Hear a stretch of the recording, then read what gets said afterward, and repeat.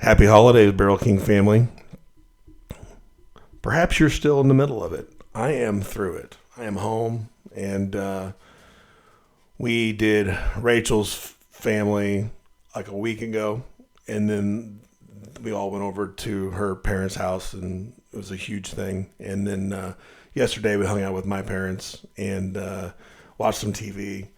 Ate, I said the day before yesterday, and ate way too much. I literally have heartburn from like 2 or 3 days ago. Still, I don't know why I get in a competition.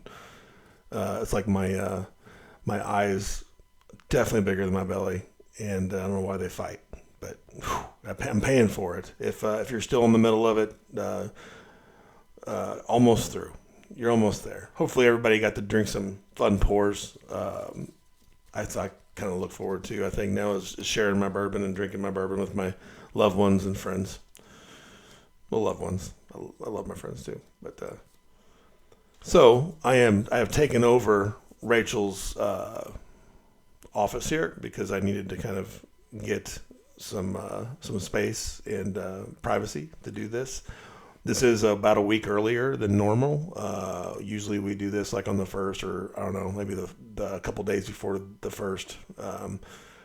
We are wanting to get ahead of the curve here. We do have some bottlenecks. We're waiting on some stickers and some labels. So those can hold it up, but we're hoping to get those in by the end of next week or very latest the Monday following. And we'll start doing emails next week and get ahead of this and maybe get it in your hands by Christmas.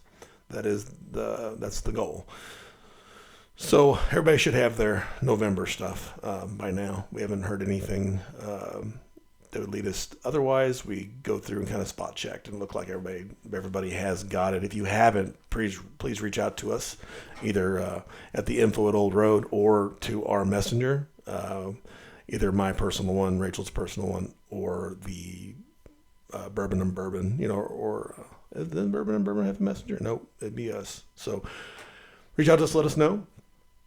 We have some kind of crazy stuff coming out in December. It seems like the time to do it. I am going to plug a little bit for January before I get off here. This time I usually do a little, but I'm just warning you ahead of time. It's going to happen.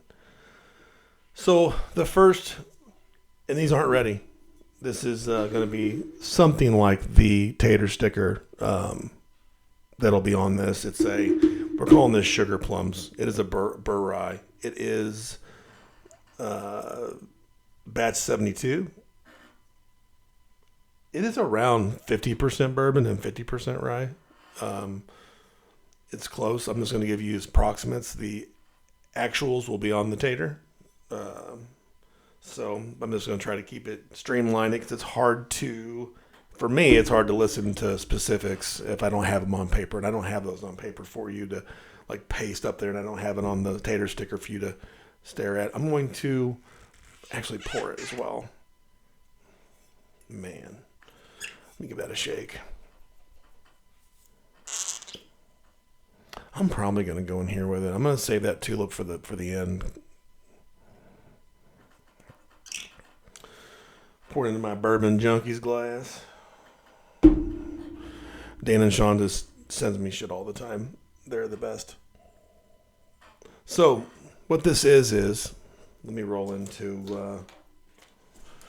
So this is called Sugar Plums. About a quarter of it is a 6-year rye, finished in a dessert plum export barrel from Mission Trail. Another quarter of it, approximately, I'll have the exacts on the tater. Another quarter of it is another 6-year rye, finished in a white plum Jerkum export barrel. And then about half, a little under half, is a 6-year bourbon finished in a Madeira barrel. I wanted to add a little bit of, instead of like the rock candy from the rye, I wanted to add a little bit of like brown sugar sweetness to it with the bourbon. All of these stood on their own really well. All 3 barrels were phenomenal. I could have done single barrels with all of them. But but I really think that the whole is larger than the parts and is better. Definitely more complex. It's definitely a ride. And then I put 1% or less of 6-year bourbon finished in Amburana. So I wanted a little bit of that like Christmassy, a little bit of a we're talking like I think we put a gallon in it. I think it's gonna be well under 1%, probably like 0.6% or something. But I put 1%. Excuse me, 1% on the labels. Oh, it's my screen. I thought I had like beard dandruff on my shirt, but my screen is disgusting. So 1% Amburana, so about a quarter rye dessert plum export, a quarter rye white plum jerkum ex Bordeaux, and about a half, or a little less than a half, bourbon finished in Madeira barrel, and then around 1% Amburana to give it that like festive cinnamony bacon spice, really bacon spice, not bacon spice. Man, that'd be delicious. Jesus. So that's sugar plums. We have quite a few of those. I'm not sure what Rachel's plan is for them. We probably have enough to do 2 per, I'd say. We actually talked, man, that's good. We actually talked about just like being like, come and get, just whoever, buy as many as you want. We've never done that before. But I'm scared it won't make it through. So I'm not sure what we're going to do there. We'll let you know soon. But it's on the nose. You do get, even though it's like just a gallon of Amburana, it's definitely, that stuff is just infectious. It definitely takes over about anything it does. It is beautiful on the nose. I wish I could make this thing like an hour and I could just really sink in. But I don't think you guys want that. So we're at 7 minutes. I'm going to try to keep it at 15, but it might hit 20. We'll see. It is delicious. You can tell it's rye. You can also see where the bourbon kind of comes in and cuts it into down into more of a deeper note.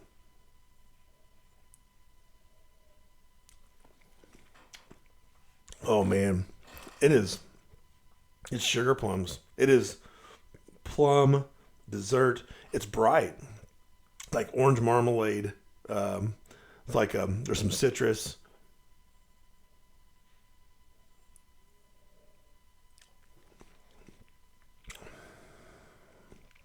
It's funky. It's good. It's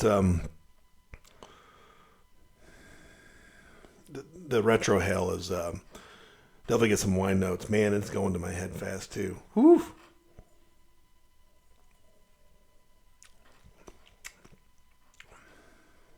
It's delicious. It's just like a sugar plum. Like if you think of what, I feel like my descriptors are going to suck today, guys. But I've been in a food coma for days. It's like literally, I have no idea what a sugar plum tastes like. I don't even know. Really, I don't even know what it is. I know what I think it tastes like. Like when I was a kid and they'd talk about sugar plums, I always thought it was something, and this is what I would imagine it is.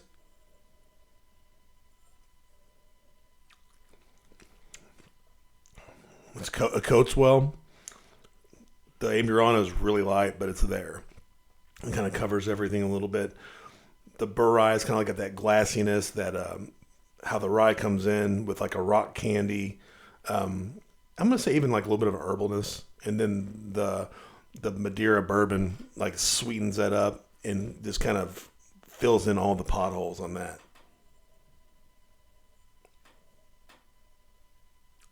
Where it's just it's glass. The finish definitely starts at the tongue, moves to the back.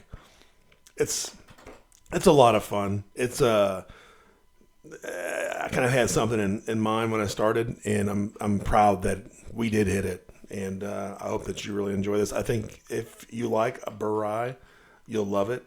Everybody who's tried this in the shop, we've had it out for a while. Just having the local members come in and try it, and it's been like 9 out of 10 has just loved it. So You will probably love it too.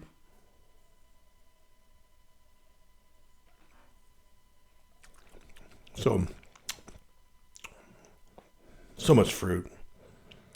Just a little bit of baking spice that kind of like sprinkles through, almost like it's like gingerbread and plum. I'd almost say it'd be like a plum, gingerbread plum. It's not plum Danish, but it doesn't have that cheesiness to it. It's definitely like something you get from Starbucks, But it's like you still get the whiskey. It's not overdone. It's just enough. I don't think I would release this in the middle of the summer because it would be, in my opinion, it would be overdone then. But this is kind of the time for these things, in my opinion. If you had Eastwood, batch 70, this is like 10% of that Amburana wise. It's very light, just a hint, but it's there. You can't escape it. But everything else comes through. You can see everything else. You can just tell it's there. It's freaking good. The finish is awesome. Mouth feels great. So, moving on from that, we are at 11 minutes. Man, I got stuck on this enough again, didn't I? So, this is batch 73. If you all remember that we had a toasted vanilla stag finished bourbon forever ago, and it was a big deal and a big hit. Everybody... It was pretty divisive. For me, it was maybe a little overdone. At the time, I think that maybe I didn't see it, or I've changed. But I went back to it, and I'm like, man, I don't know if I love that now. But a lot of people do. A lot of members do. It trades on secondary. So we're doing it again, but we did it different. This is a big batch too. It's huge.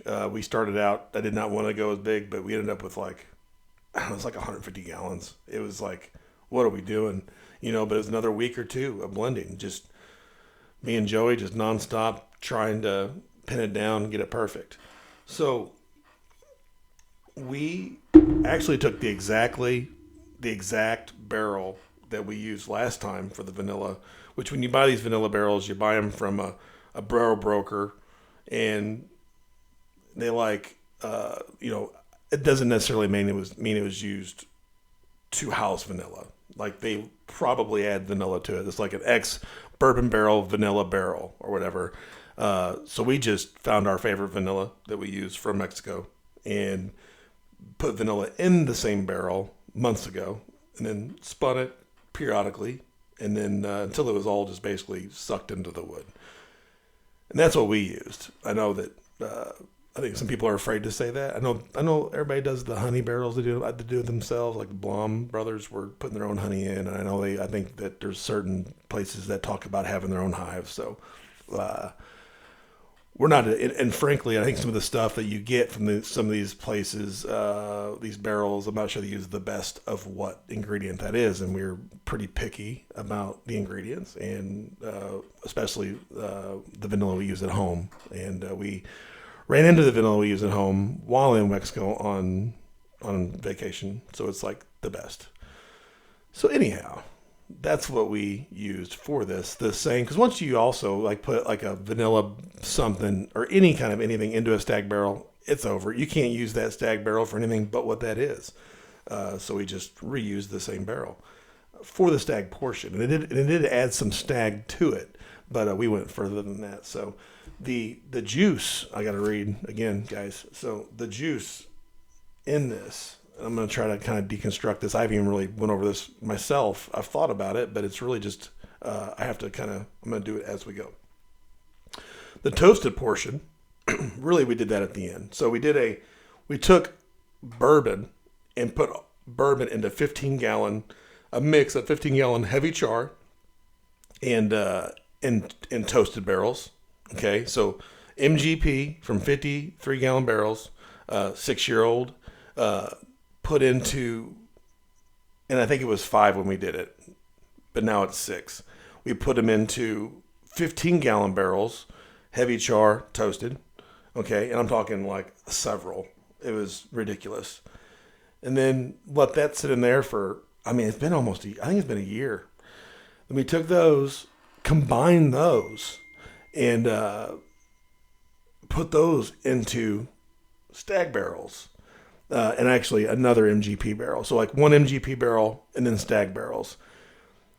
So basically double oak, heavy charred, toasted, combined into stag barrels, and then another MGP barrel. Then into the stag vanilla barrel. So there's supposed to be 2 stag vanilla barrels. I only used one because it was just too much. Again, the first one we did, I don't think it was great. Like, it was good. It's just, for me, where I'm going in my whiskey journey. And I think, and a lot of people give me feedback on that as well. Just a lot of members were just like, it was too much for me. So we did the stag vanilla barrel double oak toasted, blended those together with the double oaked stag and MGP barrel, and then kept going, and then took some 6-year toasted head. So basically they were MGP barrels with char 3 with toasted heads. Took those to kind of cut it out, kind of tame it down some more. And then one of those, and those actually added a lot of finish to it. The finish I was really hoping to get. It worked, in my opinion. And one of those stag barrels, I mean, we almost did a single barrel on that, which isn't really a single barrel. It would have been like a single barrel after a bunch of other barrels. So it wouldn't even have been a single barrel. But we thought about that one barrel really did stand out to us. It had a lot of that, like stag fruit. But we didn't. We blended this, and it's like, I haven't really sat with it yet. This is my first time, but since we've done it, that I've really dove into it, which I'm probably not going to be able to dive deep because of time. Because you guys will be like, give me a break, dude. Which one was it? This one? Yes. So I do get vanilla on the nose.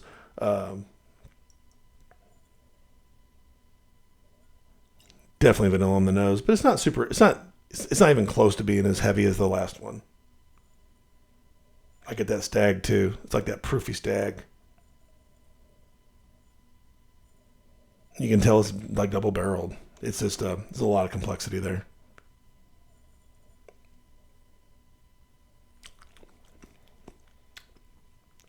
Oh yeah, it's big, huge finish. Obviously stag, obviously double oaked, obviously toasted, and obviously the vanilla, which sometimes I have trouble getting the vanilla on this. A lot of members tasted, they didn't even know it was vanilla, So but if it's there, you can definitely see it. I think if I didn't know it was there, I'd be able to see it right now. But sometimes I can't, depending on I've tasted it here and there. Haven't really sat down with it and got into it.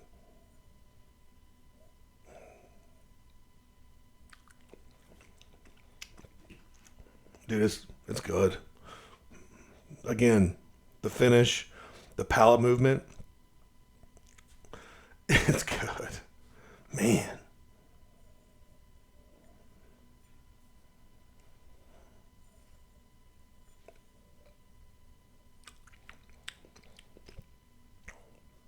I mean, I don't say anybody didn't love that. Holy mackerel. I love it.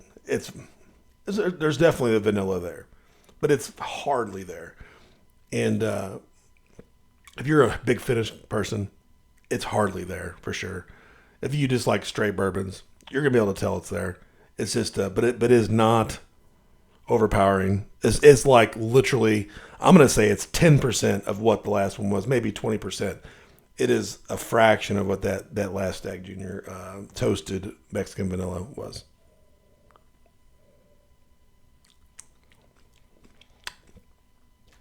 It's freaking delicious. Holy cow. This sugar plum is definitely more delicate. It's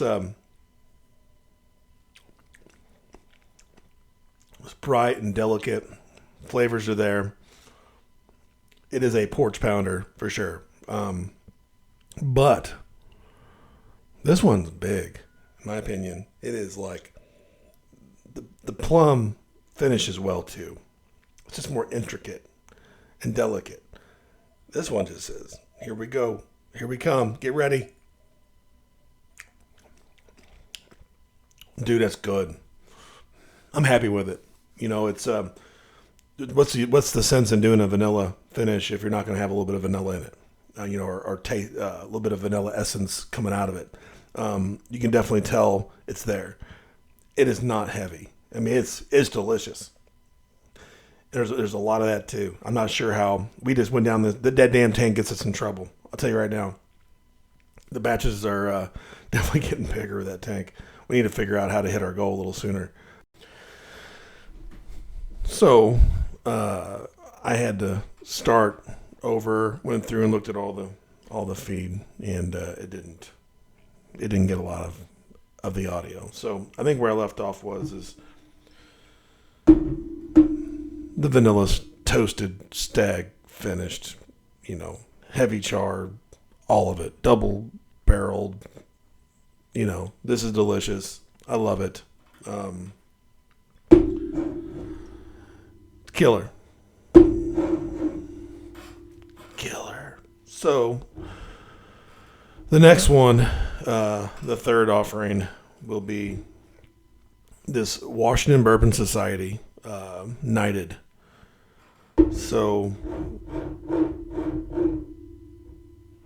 Chris Davies with the Washington Bourbon Society, Washmo Bourbon Society. It's in Washington, Missouri. It's just like 20 minutes from here. Rachel and I used to live there. It's where we lived before Claire was, and when Claire was diagnosed. We were extremely happy there. Loved our neighbors and our friends, and had a lot of friends. And so I just, and my boys go to school there still, high school and elementary. And I just, it's definitely near and dear to my heart. I can see maybe retiring there someday, but 20, 30 years from now, when I can't walk the streets and hit the bars. But anyhow, Chris wanted to do a pick, and I said absolutely. I was like, well, how do you feel about sharing the pick with gold members? And he said absolutely. So he brought down his admins, Ben Hillerman, who has a fantastic palate. Didn't really know Ben or understand Ben until that day. And that guy, I swear to God, he had every note I had, he had, and every note he had, I had. It was it's like spirit. I don't want to go into that. Like a brother from another mother. But and he brought down Ray Hill, and I've known Ray for probably almost 30 years. I've worked with Ray 20 years ago, 25, 30 years ago. And 25 years ago. So I love Ray. And Chris came. And Chris is kind of hard to please, which makes for good whiskey. He's not afraid to hurt my feelings, and doesn't care if he does. And he can definitely handle my crap. So when you have that dynamic, you come up with some good shit. So they came down right off the bat. Ray locked his keys in his car, and I don't know, all kinds of stuff went down. But we spent about an hour of the 2 hours just messing around trying to get keys out of a truck.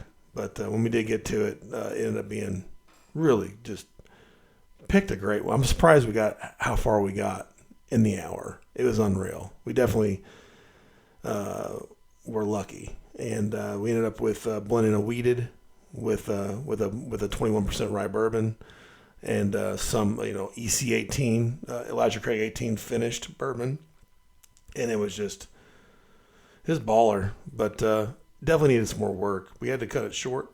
I had a hot date with Rachel, and we were going out with some friends, and I had to cut it. I had to go, so I left, and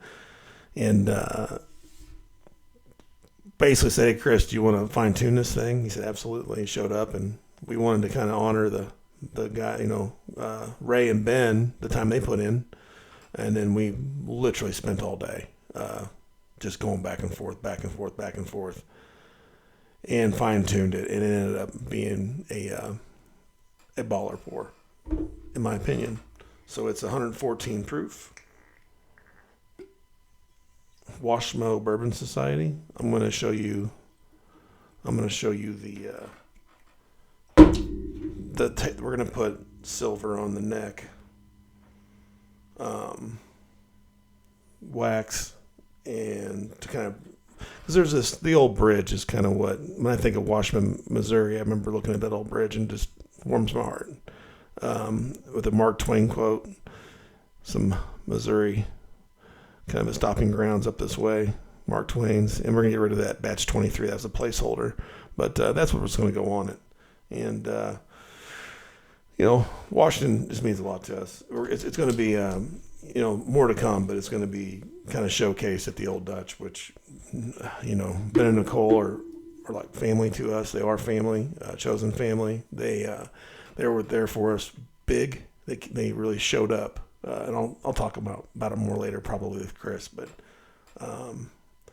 we love them very much. And we had our, we'll save it for later. But so I'm just really excited and proud that we were able to work with these guys. And the bourbon is just crazy. It's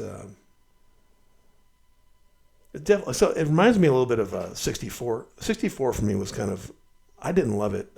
I liked it a lot, and but went off of Matt Bunch's judgment on that. And everybody ended up saying some of the best stuff that came out ever. I had some kind of aversion, I think, from it might be from when I went to Nancy Fraley's fall class. Like everything, I find problems with everything. I can't enjoy anything anymore. Thanks, Nancy. But this one is like. Definitely has like an older oak presence to it, like an EC18, like the EC18 would have, but not over oaked like some of those are. It's definitely like creme brulee, but like red fruit from the wheat.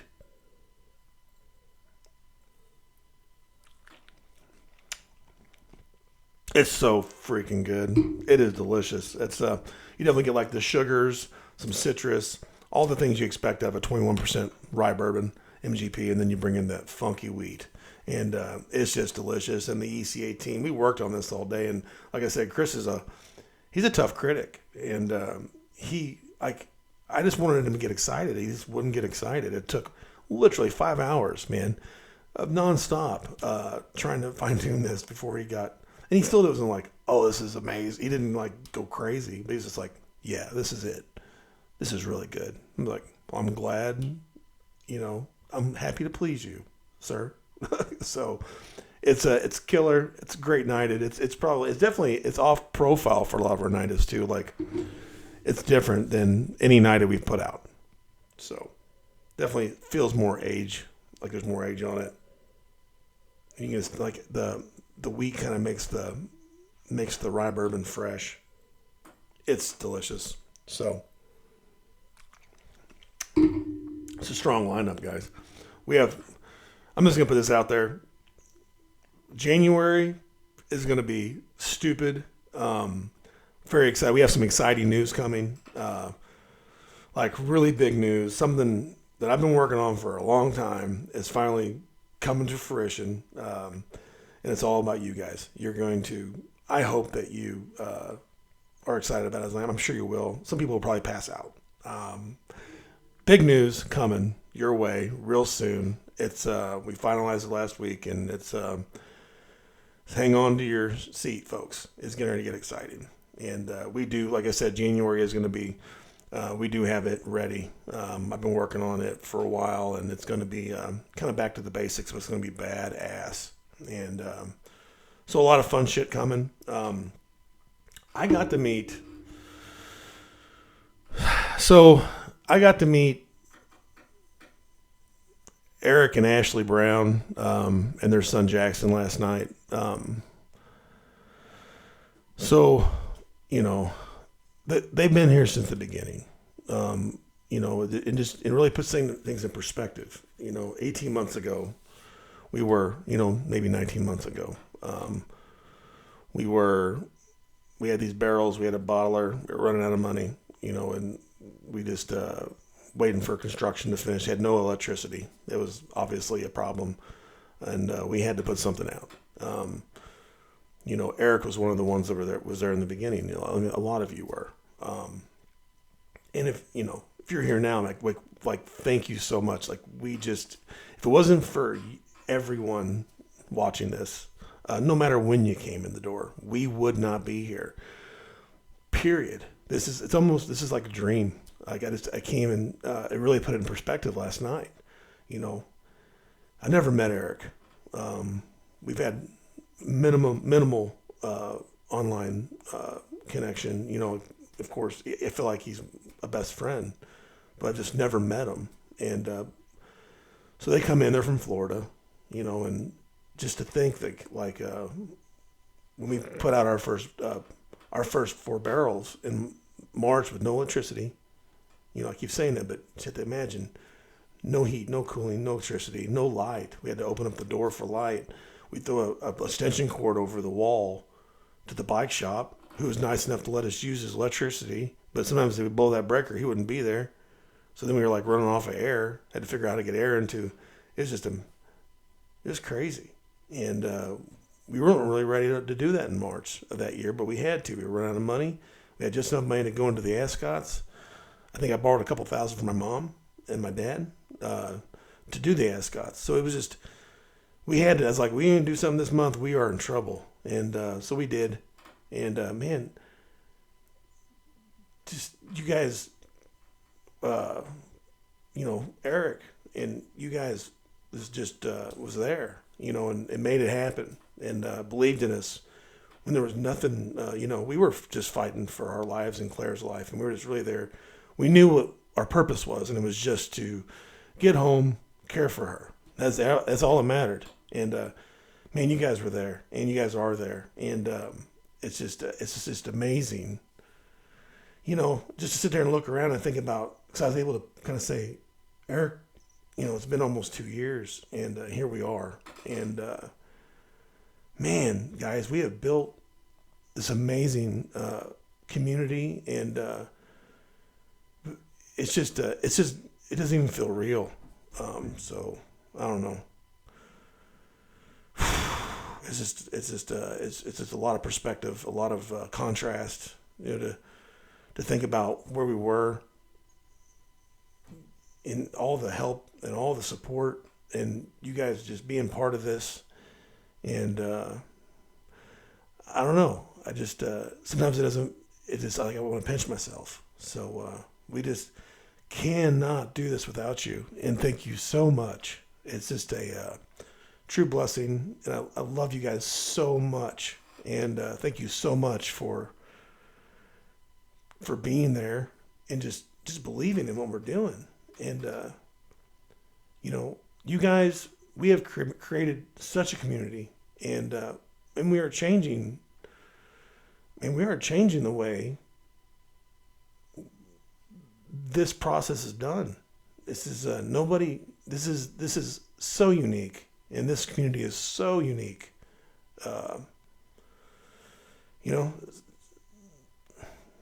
It's just, I'm just going to stop. Thank you so much. I just, maybe later, we can talk about this more, but I'm not even for sure, what to even say about it. I'm kind of a loss for words. It's just the whole thing just means so much to us, and we are here for you. I'm sitting there looking at it, and Eric is the reason that it's even here. You are. We wouldn't even be here. There would be no, we're not going to go out and do this any other way. This is the only way. And I just love you so much. We love you so much. And thank you so much. That's it. I'm just so grateful. So talk to you guys soon.